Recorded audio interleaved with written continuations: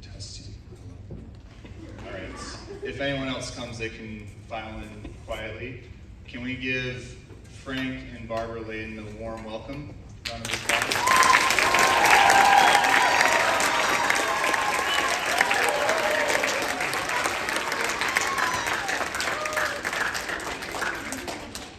And let's show them what Wasatch is all about with how we behave and do questions at the end. We'll hold those for the end. At the very end of this, Frank and Barbara, we'll have you guys leave first out into the atrium out here, and there's a little table set up if there's time for autographs and pictures.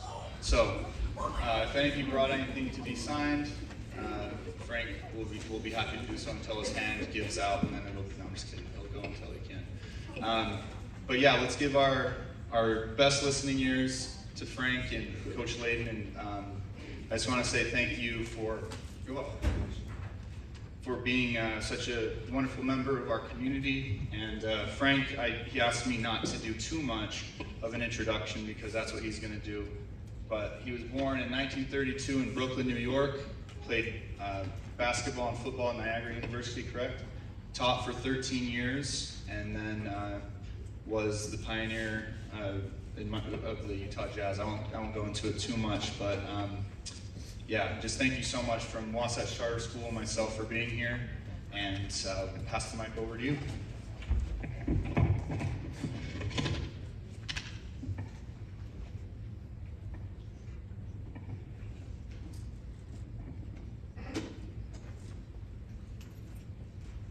Thank you very much. Can you hear me all right? Yes. Can you hear it over there? All right. How many parents do we have here? Could you hold your hands up? Parents? See, parents. Okay. How about faculty? How about teachers? How many teachers are here? Okay. I think it's a wonderful opportunity for us, for me. When they asked me to come here and speak, Coach Burke, I said it'd be a pleasure, but I was not only doing it for you, but I was doing it for us. You see, I went through life thinking that the only way that we can get along with each other and survive is if we're willing to share and be able to talk to each other and believe in each other and love each other, and then we have a chance of survival. And of course, that's being tested a great deal right now. Some of you will be too young and maybe you won't understand all I have to say. Others, the parents, let me say congratulations for coming. It's too bad that we don't have all the parents here, because that's where it all comes about. That's where the foundation is laid, is in the home, in the house. It's what the parents do with their children. That gets brought to school and then is reinforced by the wonderful teachers and faculty that you have here and coaches at this school. I'm going to tell you a little bit about myself, because there's always excuses for reasons to fail. Right? People say, I'll fail because I'm too short. I can't play basketball because I'm too short. All right? I can't play basketball because I'm too fat. All right? I can't do this, I can't do that. I'm a woman. All right? I'm an immigrant. I'm black, I'm white, I'm Asian. I don't have a chance to move ahead. And yet, we're all given a wonderful opportunity to do the best we can with what we have. And that's all that can be asked of you. And don't waste time. There's plenty of time. Sleep nights. Don't sleep during the day. Don't sleep during your classes. Sleep at night. Now, I'll tell you a little bit about myself. I was born in Brooklyn, New York. You ever hear of Brooklyn, New York? We see it on TV and went out. I never met another person out here that was from Brooklyn, New York. How do you get from Brooklyn, New York to here? Okay? Until I met Mr. Harris, Kevin, Dr. Harris back there. He's from Brooklyn, New York. Let's hear it.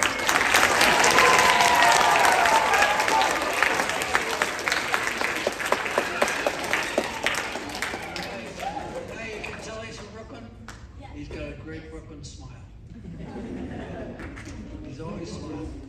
That's wonderful. So I came here and already I'm ahead of the game because I made a new friend. Isn't that wonderful? I came here and made a new friend. And friends are what life is all about. All right? It's more valuable than money or anything else that you might have, property.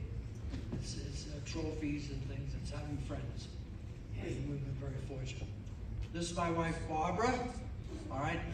And we've been married for a couple of years. We've been married for 66 years.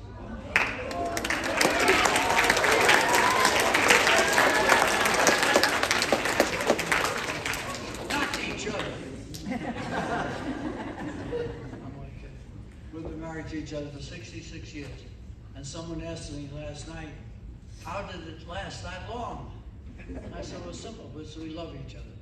And that's important. Okay? And we love other people too, and our children, and we've been blessed. But as I say, there was always reasons to fail. Let me give you a reason that maybe I had. When I was born, all right, my mother died on the operating table right after my birth. So I never had a mother. Is that a reason to fail? You're darn right it is. All right? But I was very fortunate that I had a very strong father and two older sisters who managed to work harder and do everything they can to make sure they could make up and try to make up. They could never make up completely for having a mother, but to take the place of my mom that I never had. But we don't use that as an excuse. You start making excuses, you're going to find out that those excuses will follow you, and you certainly will predict that you're going to fail. All right? Then we grew up in an apartment house in Brooklyn. All right? And Mr. Harris, Dr. Harris will remember this kind of thing. An apartment house had 60 families. 60 families. And you know what? My father went out to work every day, my sisters went to school, and sometimes I was home alone, but we had good neighbors. And Mrs. Obama, President Obama's wife, tells us that it takes a village to raise a child, and my neighbors raised me. I was very fortunate. So instead of turning into saying living in a big old apartment house in Brooklyn, New York, it turned out to be a plus, not a minus. Wonderful friends that we had for the rest of my life.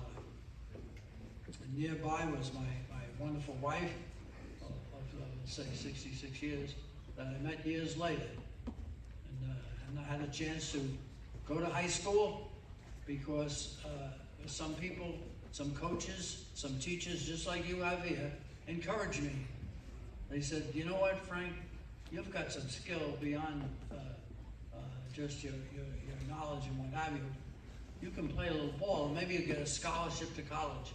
I never heard of such a thing. We were people that came 2 generations away from being immigrants from Ireland. And my grandfather owned the first car wash in New York. Yeah, but it wasn't really a car wash. It was a horse wash. He used to wash the horses that pull the fire engines and pull the police cars in those days. All right? And he worked very, very hard at that. But all my life, I always heard that power is education. Power is knowing, it's knowledge. And that's what you are in the process of doing right now. You were going to school, and you were getting your ammunition together. The thing that's going to make you different than anybody else. And that is how well you learn, you remember, and how you practice those things that you will learn in this wonderful school. And that's one of the things I like about sports, because sports has definite rules. And you have to obey the rules, or you're going to get penalized, you're going to get fined, you're going to lose because of it. If you want to win in this world, you have to have knowledge, which gives you power. Knowledge will do all the things that'll tell you what you have to do to become a winner. All right? And I think that's important.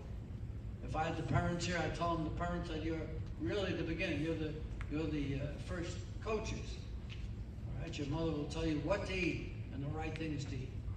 because you want to get big and strong as you possibly can. Some of those things will be inherited.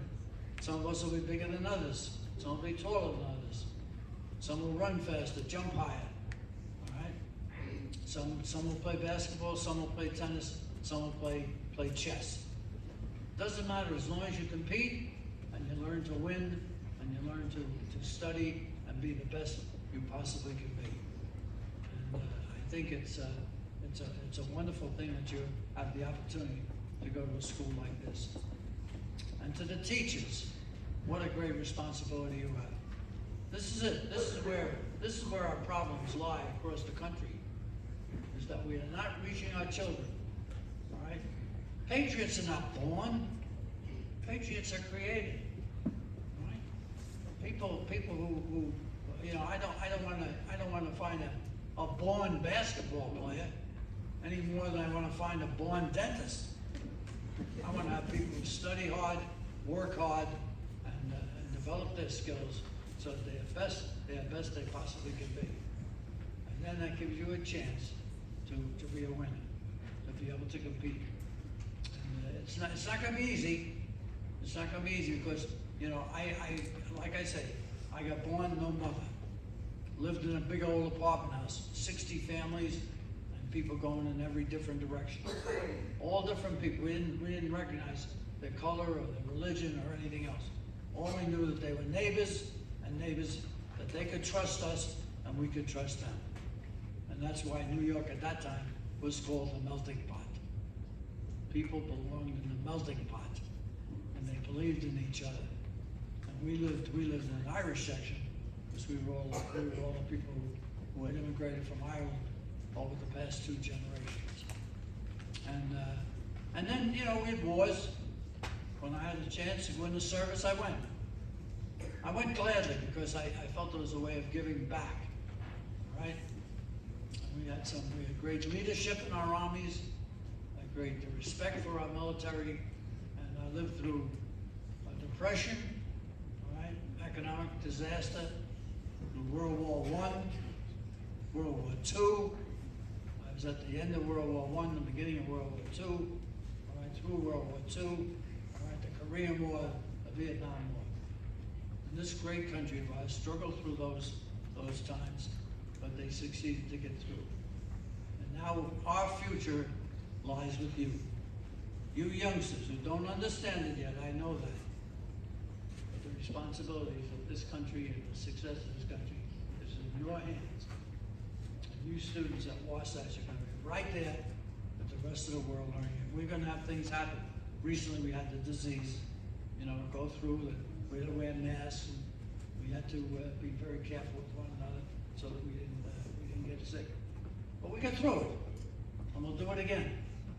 And we'll work hard at it, and I know you'll all be successful. So after I went to high school, I went to service, and after the service, up. Do I have to smack you? Did I say that? So anyway, pay attention. I may find out your name. You're trying out for the jazz someday, and I'll cut you off. So I had to go into service. I went into service, came back, married my very wonderful wife. She went to the University of Utah, got a degree in teaching people to protect themselves. And she became a counselor in drug and alcohol abuse. Right? She found out very early that if you're going to be successful in life, you can't allow outside influences. All right? Whether they be people, all right, or they be drugs, alcohol, or whatever, interfere with this wonderful gift you have, and that's the gift of life. If there were more parents here, I would tell them to participate with your children. All right? Know where your children are all the time. Know who they hang out with all the time. Question them about what their teachers are telling them and what they are learning at school. Share with them. It's so important. So you few parents that are here, take this very serious. I congratulate you for being here and for sharing this moment. Watch what they read. see who their friends are. Don't be afraid to have their friends over to your house and to evaluate who they are and what influence they're having on your children. All right? Because those are the people that will have more of an influence on your children than you yourself. Find out what their coach's values are. Don't be afraid to go to practice, go to games, and see what it's all about. Is there sportsmanship? All right? Is there patriotism? Is there a feeling of giving to others? For instance, let me throw this out at you. How many people in here know who Jackie Robinson is? All right, let's go the other way. How many people don't know who Jackie Robinson is?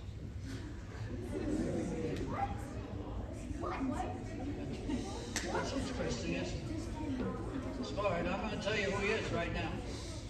When I was growing up in Brooklyn, I was 15 years old. We had Major League Baseball. The Brooklyn Dodgers was our team. And there was, yet in the whole league, right, we didn't allow players of black players to play, right? And we know that all of a sudden, after World War II, they signed Jackie Robinson. Jackie Robinson was the first black man to play in the Major League Baseball.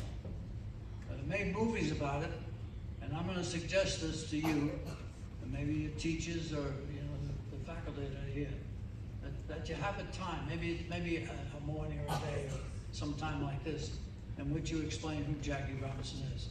He may be the greatest American that has ever lived. All right, because he put up with an awful lot.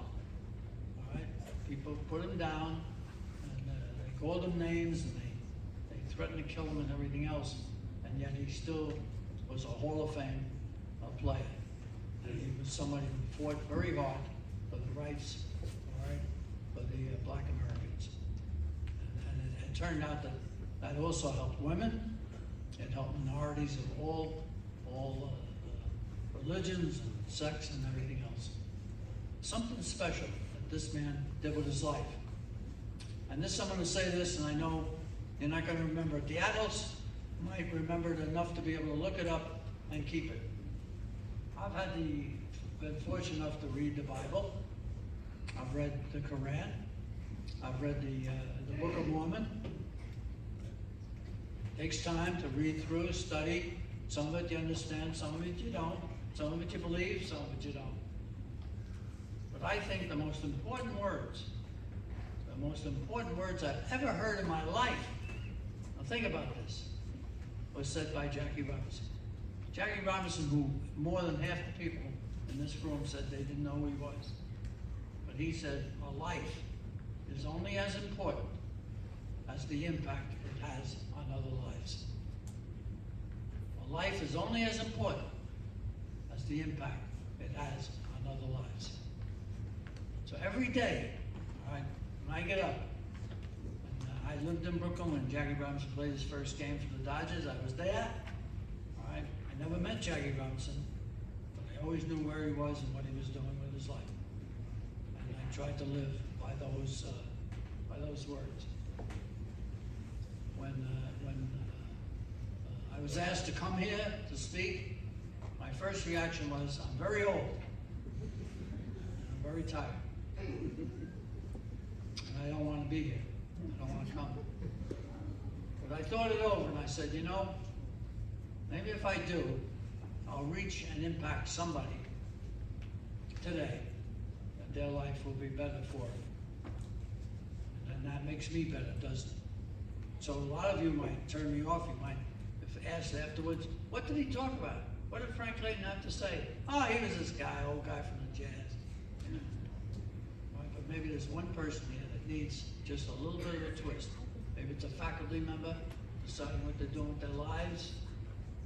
Maybe it's a student here, all right, who's having problems. All right, maybe it's maybe it's somebody who works here. But for one moment, maybe I can touch one person, then this whole meeting would be a big success. If I could meet one person every day of my life and have a positive effect on their lives, that would be great. because I don't want fools. And if anybody, I said the older people remember, when I coached the Jazz and following me was Jerry Sloan, there was no nonsense. One of the things we dealt with was discipline. Discipline has to be supported from above. So I say to the administrators of this school, make sure you support your faculty, that you back up your parents. Parents, you make sure you check out your faculty. Make sure you check out your administration. Right? That they are doing right by your most precious possession, and that's your child. And we all work together, and we can produce some wonderful things. Right? I went to a small Catholic school in New York, and I got a wonderful education. I demanded it. Right? I couldn't afford to go to Harvard, but I got a Harvard education. Education is power. Right? Knowledge is power. Friendship is power. Loyalty is power. Right? Learn to live together, work together, and help each other every day. Don't be afraid to ask of your friends, your neighbors, your classmates, your teachers, what can I do for you today? Everybody I meet, that's what I ask. Anybody that knows me knows that that's the question they're going to ask. What can I do for you today? Is there any way I can help you? Because that's the way we're going to get along, and that's the way we're going to survive. So, Coach, what do you think? You want to start some questions here? Okay. Can we give them a round of applause?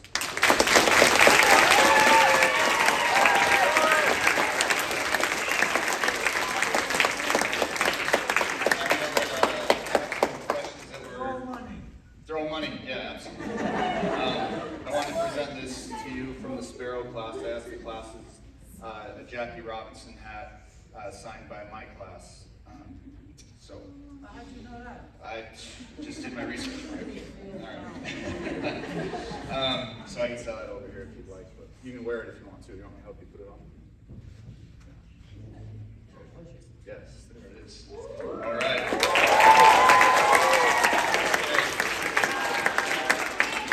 I had to call all over the valley. Thanks, Mom, for picking that up for me, and Frank. All right, Frank. The first question is: who is your favorite player to coach? Favorite player to coach? Do you have one? You know, we had a lot of great players. I coached for 13 years in high school. I had some players that were special.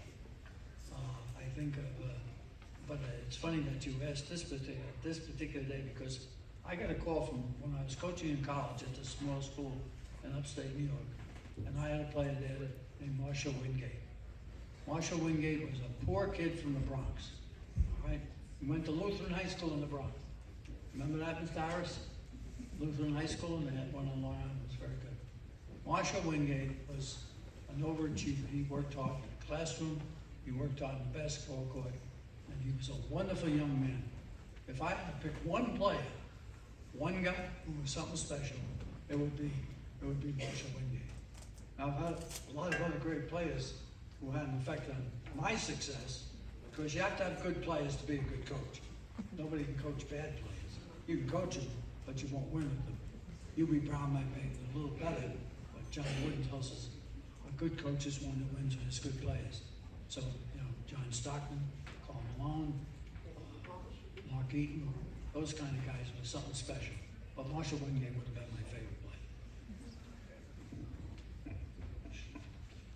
All right. Did you have an especially effective strategy as a coach or as a player that you used that was,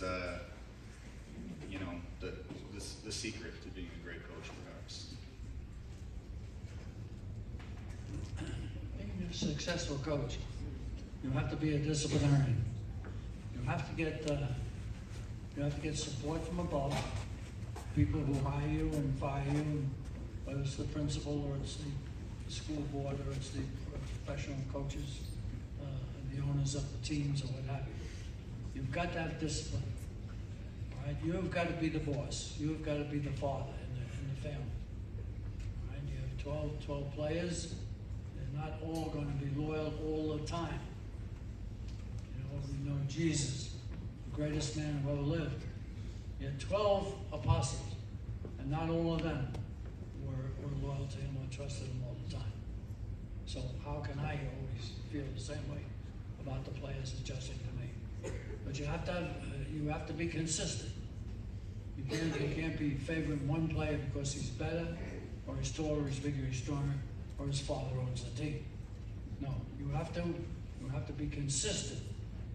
If there's teachers in this, I can tell you right now, if there's any teachers in here that are outstanding teachers, I can bet they have a disciplined classroom assembly. I bet you their classrooms they're well in control, because that's the only way you can teach.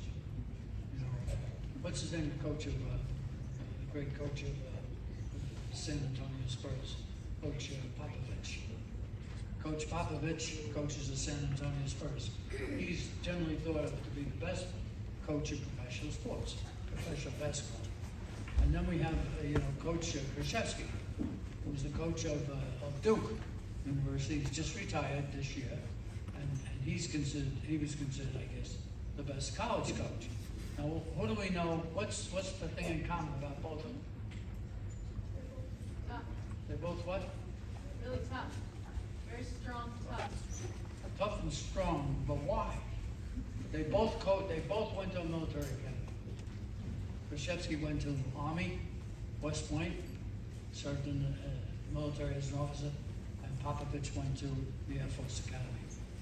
And I know both of them, I talked to both of them, and I mentioned about what it was, and it was both. They both said military discipline was what made them great coaches. To make players do what you want them to do all the time. When I coach, you might recall, nobody here recalls, but it was, don't turn the ball over. Don't give the other team, don't assist the other team with your help. All right, that won't work. Just so discipline is the biggest asset, I think, in coaching.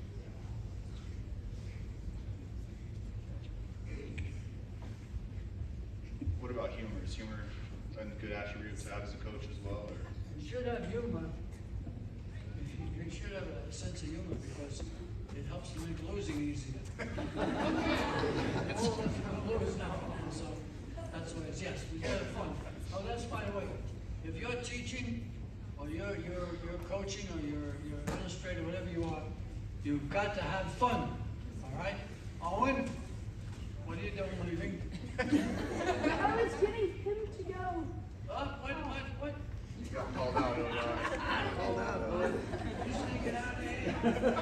You think I forgot you, huh?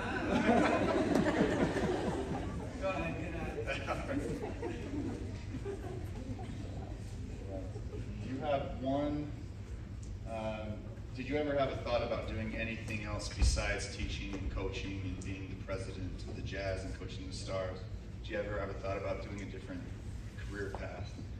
Yeah, I thought about that. I like baseball very much. I would have loved to have been a baseball, a good enough baseball player to say play professionally.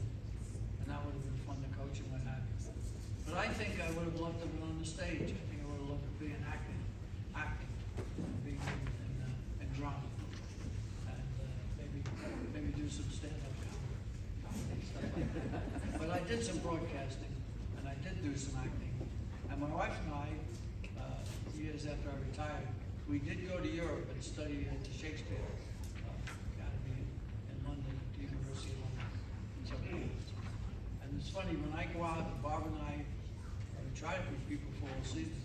When we go to the opera, or we go to the symphony, people say, "What are you doing here?" I'm like, "I don't belong there because I'm in sports." But this is no dumb athlete. No, sir. There's no room for that in my house. And I know this is your first time at the Waldorf School, but what's one thing that I try to preach in class about that Frank just touched on? Anyone? Oh, I gave you guys a chance to shine. Nobody? Clara?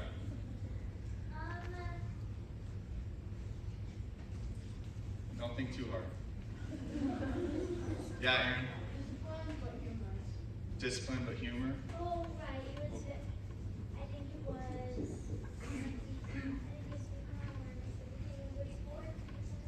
be a good sport? Yeah, but what do we do at the Waldorf School? You guys are taught to be thinkers, well-rounded individuals, thespians, right? Not just athletes. What comes first? Student, then athlete, right? Which I think, yes, Sky? You always say that there's no such thing as an athlete student. It's always student athlete. Not an athletic student, you're a student athlete, right? So, yeah, and this, yeah, Clara, last one. And it doesn't, you also taught that it doesn't matter if we're not as athletic, you just want someone that Yeah, do your best, right? Just like Frank said.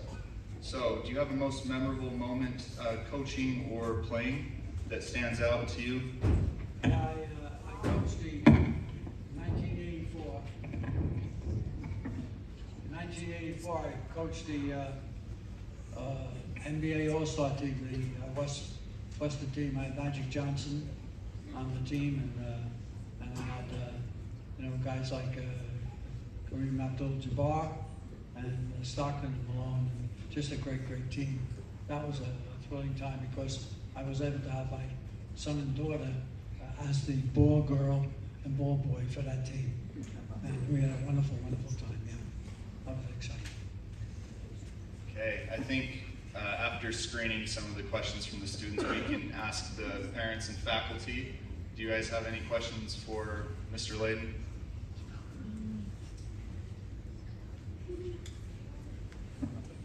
All right, students. Yeah. Did you ever think about playing an instrument? Did you have to play music? Yeah, I'll tell you what, I tried.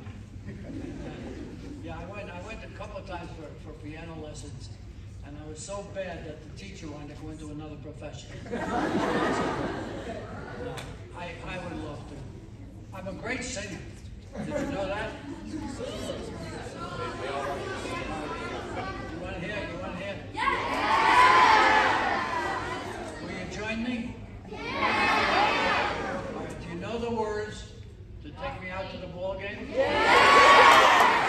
right, ready? All right, are you ready? Let me hear ya. On two, on three.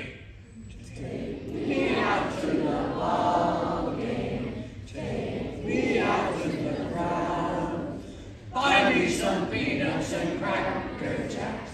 I don't care if I don't ever get back from this root for the Boston team. If they don't win, it's a shame. For it's 1, 2, 3 strikes, you're out at the old ball game.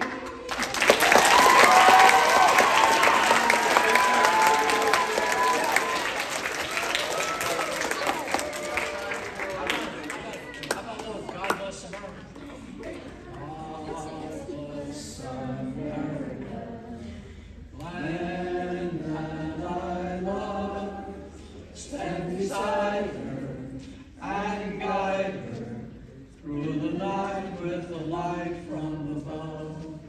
From the mountains to the prairies, to our oceans white with foam. God bless America, my home, sweet home. God bless America, my home, sweet home. Go Wasatch!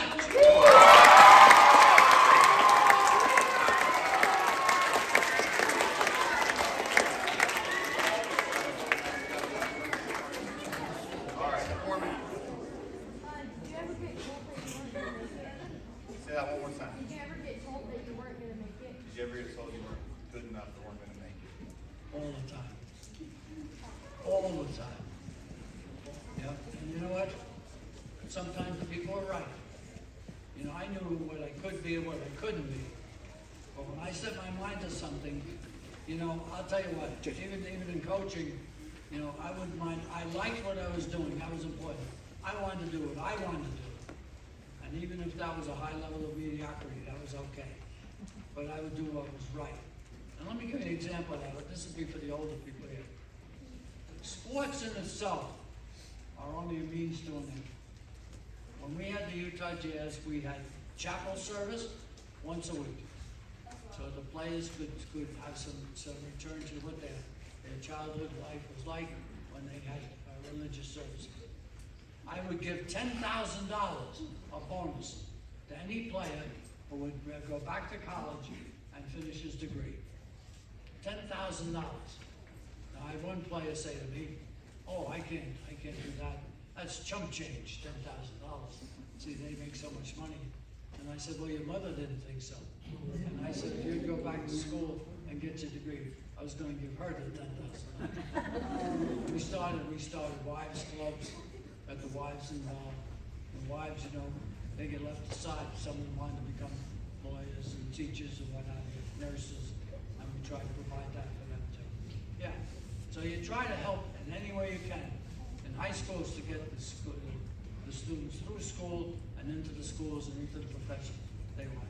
All right, we see some hands out there. Okay. You want to pick one or you want me? No, go ahead. Anybody? Trey. So, what was your favorite part about coaching? What was your favorite part? The games. You know, people ask me, do I miss coaching? No, I miss playing. I miss coaching. I miss playing. I coach instead of playing. When I couldn't play anymore, I coached. Yeah. Frank, I don't know if they know how many kids were at your high school. How many My people high tried out school- for first base? Well, I'll tell you, we had 5,000 students in my high school. Well, I'll tell you, local high school, at the same time Barbara was in the choir, all right? At the same time, we had, who was the guy who wrote the, Barbara Streisand and the guy who wrote Mr. Woody would know. Who? What was the name of the song? What? The song. Sweet Caroline. Sweet Caroline. Oh, Neil Diamond. Neil Diamond. Neil Diamond.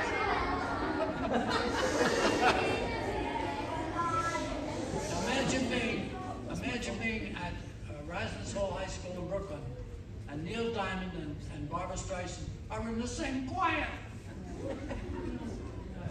You try out for first base at my high school, 5,000 students. Could be 100 guys. You try out wherever you had the glove. You had to be pretty good to make it. Yeah. Alan, What's your opinion on volleyball? what's your opinion I about love volleyball. It's a lot of good basketball players. It's been very good to women. Yeah. Should we go two more? Hey, Gus? yeah. Oh, sorry. Let me tell you another thing that happened to me. When I started school, I should have told you this before. I started to get about getting a break and what have you. When I went to school, I started at a Catholic high school, small Catholic high school. And after a year, they kicked me out. I wasn't a good student at all. I didn't learn. I was just very frustrated with myself. So I started the next year, first grade again, in the public school. All right. The first day in the public schools in New York City, the first thing you do is you make sure that you're healthy. So they check to see if you got your shots and your vaccinations and all that. And they also give you an eye exam. And the teacher got me and said, "You know what? This child needs glasses. He's almost blind." And that's why I didn't learn in the first grade. So they put glasses on me, and I've worn glasses ever since, playing, not playing, what have you. But it was just a chance that happened, and that teacher recognized that. That was a break in my estimation. Yes. Brett, you're right. I have some jazz Coke bottles in my attic because when you play. You guys Well, got not when you Coke bottles. when you coach. Oh, I yeah? have I have a lot of 6-packs of jazz Cokes, Christmas jazz Cokes. Oh, great. That's good. Gus, Share. Who's the most famous person you've ever met? Oh, I don't know. Like basketball players. Probably you. in the 84 All-Star. Oh, yeah, well, Kareem Abdul-Jabbar was pretty good. Magic Johnson, Michael Jordan.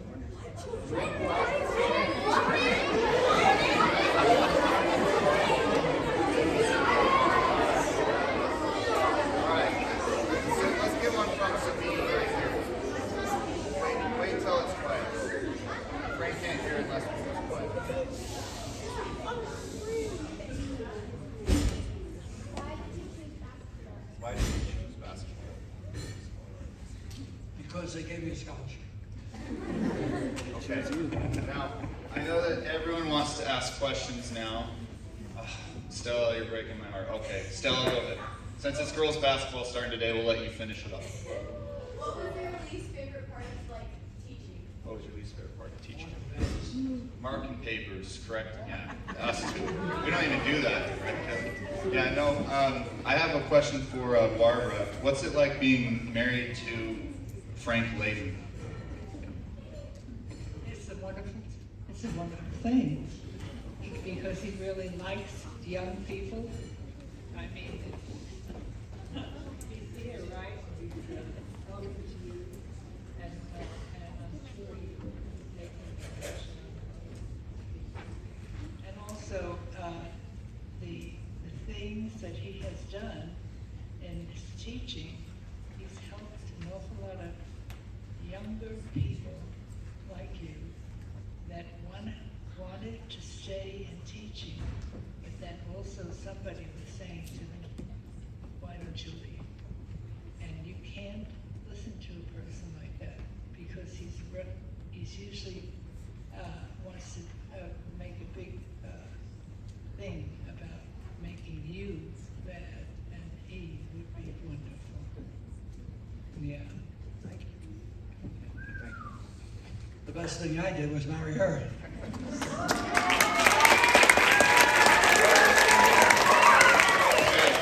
know that everyone's eager to, get a picture or an autograph. It's up to your teachers. I'm going to ask once, Lauren, thank you for being here as well. Can we give Lauren a round of applause? And, one of the many great quotes from Frank that I found was, and correct me if this is misquoted at all, when I was coaching, the one thought that I would try to get across to my players was that everything I do each day, everything I say, I must first think what effect it will have on everyone concerned.